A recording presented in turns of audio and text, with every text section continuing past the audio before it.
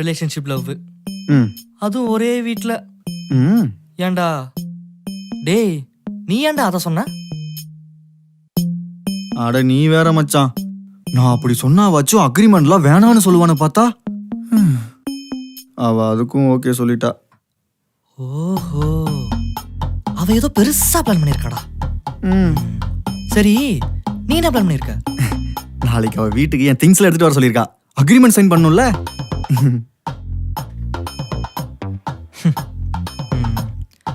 அப்ப அவ தானே முடிவு பண்ணிட்ட. ம் இனிமேல் உனக்கு 100 நாள் டாஸ்க் தாண்டி. அதை நினைச்சாதான் மச்சான் ரொம்ப பயமா இருக்கு. ஏதாவது பிரச்சனைனா கால் பண்றேன், உடனே வந்துடுறா. நான் ஏன் வரணும்? பெட்ட என்கிட்ட கேட்டா ஓகே சொன்ன ஆளை பாடுறா. நானும் வரணுமாம்ல? ஏன் நானும் 100 நாள் வந்து தங்குறேங்க.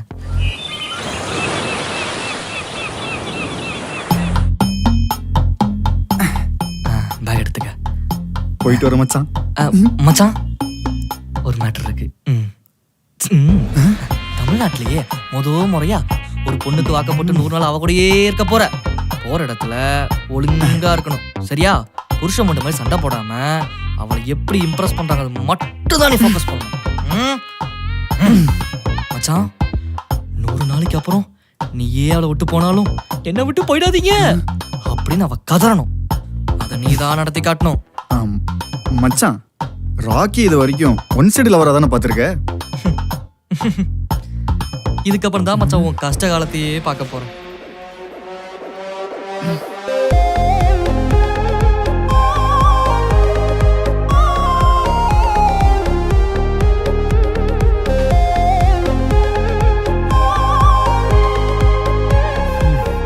இனிமேல் இதுதான் நம்ம வீடு. உள்ள போறோம், இன்னைக்கு அவளவ சொல்ல வைக்கிறோம். அப்புறம் என்ன, 100வது நாள் கல்யாணம் தான். சளி சளி.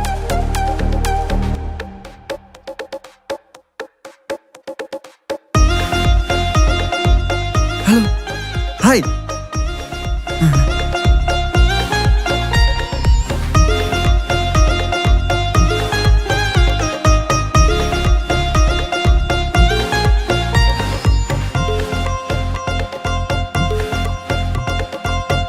அடேங்கப்பா.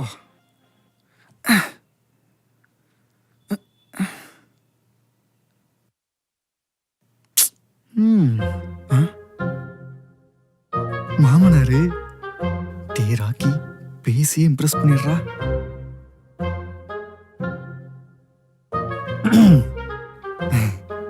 Hi uncle. பாப்பா, ஆராத்யா சொன்ன பையன் நீதானா? நான் தான். உங்களுக்கு எல்லாம் ஓகே தானே? எனக்கு இதுல என்ன இருக்கு, எல்லாம் ஆராத்யா முடிவுதான்.